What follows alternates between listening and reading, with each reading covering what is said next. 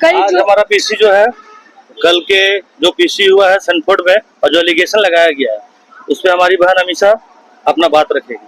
जी, सभी को झारखंडी जोहार, सभी मीडिया कर्मी को बहुत बहुत प्रणाम मेरा।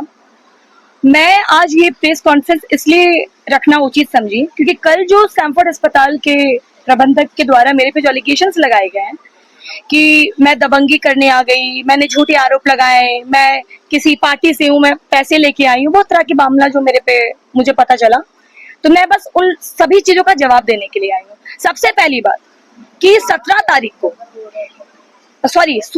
को जो पीड़िता के परिजन है उनके द्वारा मेरे पास आवेदन आता है कि अमीषा जी ऐसा ऐसा मामला है, हम लोगों को बार बार बरगलाया जा रहा है कि आपके मरीज को हम डिस्चार्ज नहीं करेंगे।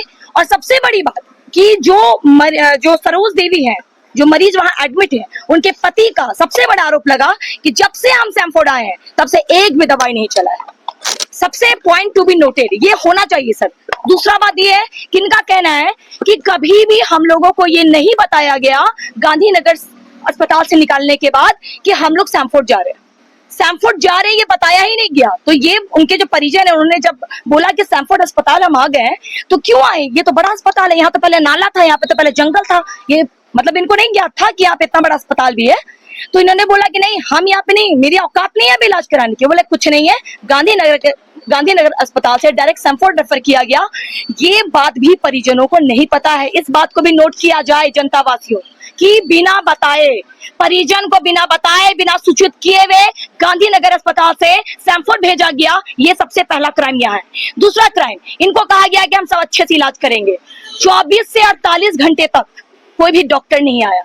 ये मैं नहीं बोल रही, जो पीड़िता मरीज है जो आज रिम्स में मर रही है, उनके पति ने ये कहा कि 24 से 48 घंटे तक कोई डॉक्टर नहीं आया। जब ये कहने के लिए गए तब एक कंपाउंडर आके बस चेक किया।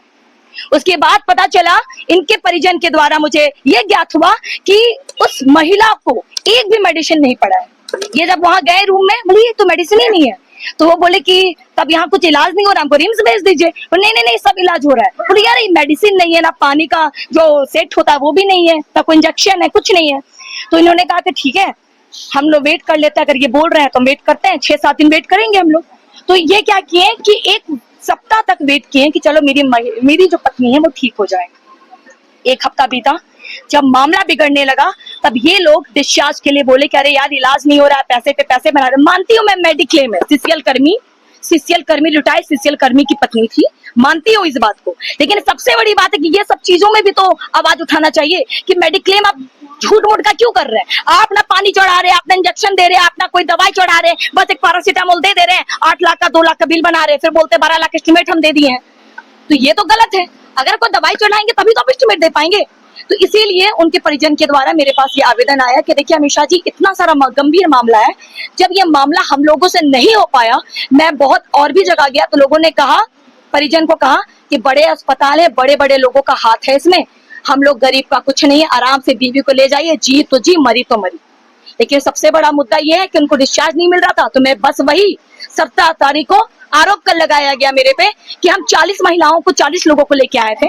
सीसीटीवी पूरा रोड का निकालिए, हम मात्र 16 महिला और इधर से 20 लोग थे हम लोग, मेरे मिलाकर से 20 लोग थे और सभी महिलाएं थी, मेरी सभी महिलाएं थी और जो पीड़िता के जो परिजन थे, बस वही आरोप पहला लगाया गया कि बहुत महिला लेकर हम आए, किसी ने भेजा, हम दबंगी किए। ये गलत है, ऐसा कुछ नहीं है, जांच का विषय है, जांच कीजिए।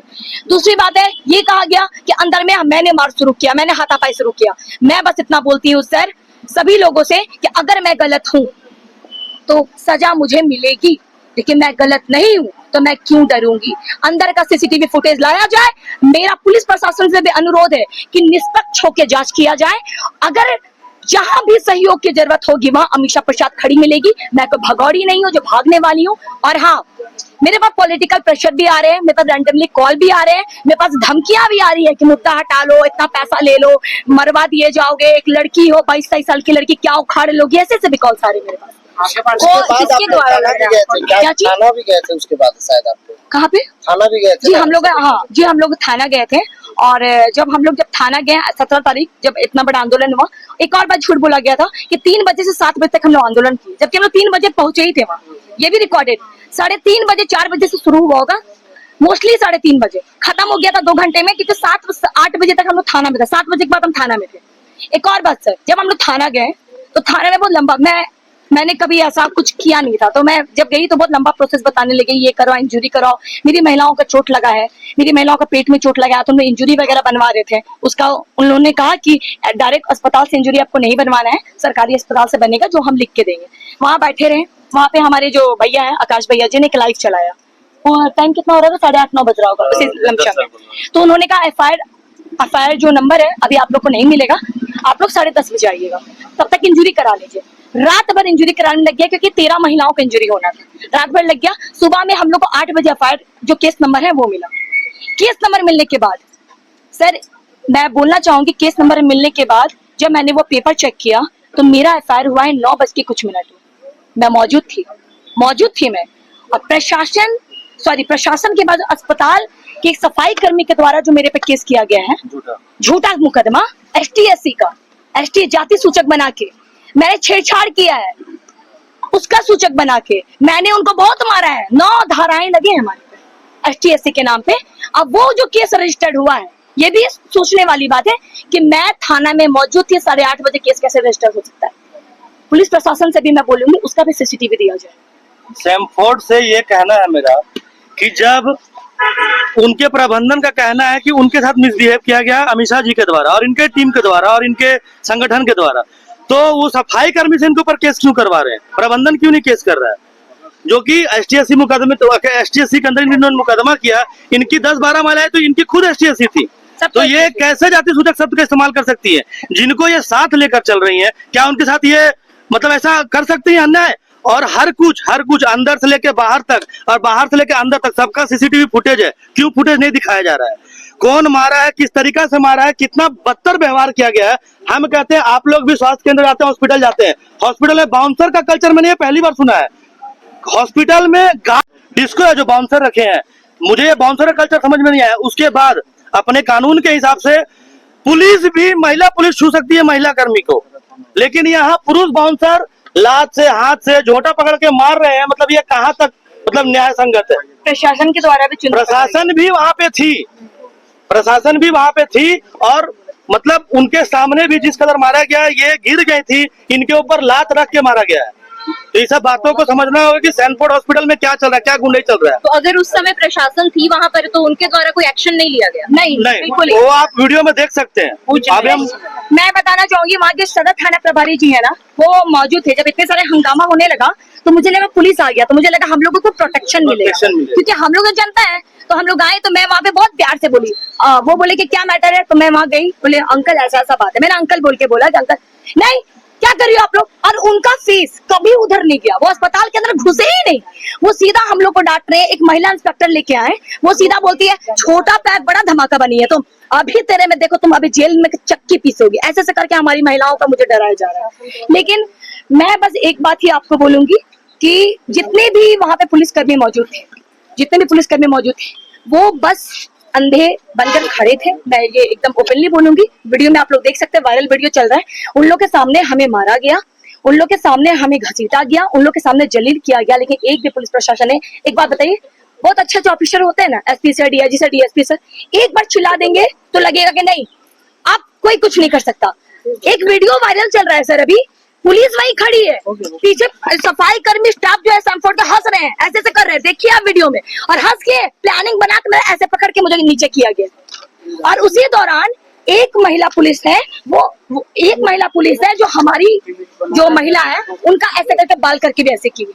ये रिकॉर्डेड है, जो रिकॉर्डेड है वो हम आपको बता रहे हैं। लेकिन हमारा यही कहना है सर, अगर हम गलत है, हम तो युवा है। सबसे पहले मैं बोलना चाहूंगा, किसी भी राजनीति प्लेटफॉर्म से नहीं हूँ, लेकिन मुझे ये लोग उस दिन एंगल दे रहे थे कि कोई पार्टी पॉलिटिक्स वाली कोई लड़की होगी। मैं एक युवा हूँ, मेरा प्रीवियस वीडियो आप लोग निकालिए, मैं 15 से 16 साल की उम्र से मैं ये सब काम कर रही हूँ। मैंने तमाम काम किया है सर, बहुत हर मुद्दे में, रेप के मुद्दे में काम किया है, लड़कियों के लिए काम किया है, स्वास्थ्य विभाग पे काम किया है। मैं यहाँ से बनारस तक गई हूँ, आंदोलन के लिए मैं बनारस तक गई हूँ। तो मेरे वीडियोज हैं सोशल मीडिया में, आप मेरा कैरेक्टर देखिए कि मैं क्या ऐसी होगी कोई भेज देकर हम आ गए, नहीं। बिना केस किए, बिना आवेदन किए हम लोग कहीं नहीं जाते हैं। हम लोगों को लगा कि सैमफोर्ड अस्पताल वाले, वो जो मैम है ना, मैम का नाम नहीं जान रही, एक मैम है वहाँ पे, जो दिन येलो सूट पहनी हुई थी, उनको भी हमने प्यार से बोला था शुरुआत में कि क्या मामला है पहले आप बताएं। वो इतना मैम एग्रेसिव हो गई, इतना चिल्लाने लगी उस दिन कि आपका जो भी मैटर है, जो भी है, बाहर जाके कीजिए, अस्पताल में नहीं आना है। और सबसे बड़ी बात सर, हम लोग जितनी भी महिला थे ना, आप वीडियो में होगा, पुरुष लोग ऐसे पकड़ पकड़ के पूरा निकाल रहे हैं, कभी हाथ से चेस्ट पे टच हो जा रहा है, कुछ और हम लोग को कोई मतलब नहीं है। एक आदमी तो ऐसे कर रहा है, घुटना से हम लोग को निकाल रहा है पूरा, डॉक्टर पीछे से मार रहा है, नर्स एकदम कर रही है, सब हंस रहा है। एक बार ऐसा आया, एक और बात, सबसे बड़ा सवाल, इतना बड़ा अस्पताल है, इतने इमरजेंसी केसेस आते हैं, तो जब लड़ाई हो रही थी तब सभी सफाई कर्मी, नर्स, डॉक्टर बाहर में क्या मुजरा देख रहे थे, मुजरा देख रहे थे बाहर में। आपका इतना इमरजेंसी केस था तो अंदर पेशेंट को छोड़ के आप क्यों आए? बस एक लड़की को और एक महिलाओं को नीचा दिखाने कि एक लड़की आ गई है, अरे क्या बोला जा रहा है पीछे में, अरे ऐसा बहुत आंदोलन होता है हमारे अस्पताल में, 50,000 1 लाख रुपए में लड़की बिक जाएगी। उस दिन बोला गया है हमारी महिलाओं को, दे दो ना 20-20 हजार रुपए, ये लड़की बिक जाएगी। हम बिकने वाले में से नहीं है, नमक भात खाएंगे, ईमानदार की लड़की है। उन्होंने ये मेरे पे आरोप लगाया, मैं भी तो कर सकती हूँ मानहानि का केस। मैंने बस अभी तक अस्पताल प्रबंधक में एक केस किया था संगठन के माध्यम से, केस मैंने पहले किया, लेकिन उनका केस पहले रजिस्टर्ड हुआ है मेरे पे, एसटीएससी का केस जो रजिस्टर्ड हुआ है वो भी एकदम गलत, 9 धाराएं मैं आपको दिखाऊंगी, मेरा एफआईआर पेपर का है, थोड़ा दिखाइए। नहीं व्हाट्सएप नहीं, मैं पेपर लेके आई हूँ, अगला निर्णय क्या रहेगा, कदम अगला क्या अगला रहेगा, ये निर्णय से बताइए। पहले कुछ बातों आप लोगों को सैनफोर्ड का मिस्टेक हम रखना चाहेंगे। बताइए। हॉस्पिटल आप लोग भी जाते हैं, प्राइवेट हॉस्पिटल, ये देखिए ठीक है, उनका कहने का मतलब ये एस्टिमेट बिल है, लेकिन एस्टिमेट बिल के अलावा आपका पेशेंट जितने दिन भी एडमिट रहता है उतने दिन आपका कौन सा डॉक्टर ओपीडी में जा रहा है या आईसीयू में कौन सा डॉक्टर विजिट कर रहा है, कौन सा क्या मेडिसिन दे रहा है, क्या मेडिसिन नहीं दे रहा है, मेडिकल का आप लोग का जो होता है, मेडिसिन जो डेली आता है डेली जाता है, वो कुछ भी मेडिसिन का विवरण नहीं है। जब उनके गार्जियन को विवरण मांगा गया तब उन्हें 4 दिन तक टरकाया गया, 4 दिन तक। आप लोग सब प्राइवेट हॉस्पिटल जाते हैं, हम भी हॉस्पिटल के अपना घर का इलाज करवाए हैं, एक एक चीज का विवरण रहता है कौन, और उसमें हर कुछ में कंसल्ट लिया जाता है।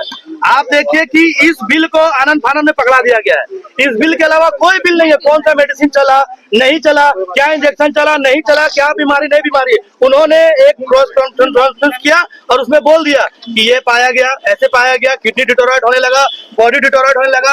जो पेशेंट चलते हुए आया है, अपने हाथ से खा रहा था, जिसको बोल सकते हैं कि रूम कंडीशन में आया है, नॉर्मल मोटा मोटी नॉर्मल कंडीशन था, सिर्फ एक शुगर का अप्स एंड डाउन था बॉडी में, उसके लिए आपने पेशेंट को इतना दिन रखा और कोई मेडिकेशन नहीं किया, जिस कारण से बॉडी डिटोरेट किया है। और डिस्चार्ज के समय मैं ये एलिगेशन लगाना चाहूंगा, हड़बड़ में जो उन्होंने डिस्चार्ज किया है और डिस्चार्ज के समय उन्होंने क्या पता नहीं इंजेक्शन दे दिया है कि अभी उनकी बॉडी एक्चुअल में डिटोरेट कर रही है। आप लोगों का मैं कुछ फोटो साझा करना चाहूंगा, वो फोटो क्या है, वो फोटो लाइएगा। और चाहूंगी कि एक बार पेशेंट से अभी आप लोग मिले, और एक बार मैं आप लोग चाहूंगा आप लोग खराब हो, हाँ एक बार आप लोग जाके पेशेंट से जरूर मिलिए और उनका हाल लीजिए। देखिए इतने दिन डिस्चार्ज करने बोला था, डिस्चार्ज नहीं हो रहा था, आनंद फानंद में डिस्चार्ज समरी बना के दिया गया, ऐसा डिस्चार्ज समरी होता है। आप क्या बोलना चाह रहे हैं, सैनफोर्ड वाले बिजनेस चला रहे हैं? ऑब्वियसली बिजनेस चला रहे हैं, वो भी अंधकार में रखकर पहले तो गांधीनगर से मतलब डिस्चार्ज करना था, उन्होंने यहाँ ट्रांसफर करवा लिया। जब यहाँ हॉस्पिटल में पहुंचते हैं उनके परिजन, उनके गार्जियन, तो वो देखिए इनको थोड़ा गौर कीजिएगा, आप लोग देखिएगा, ये उनके कुछ प्राइवेट एरिया के फोटोज हैं।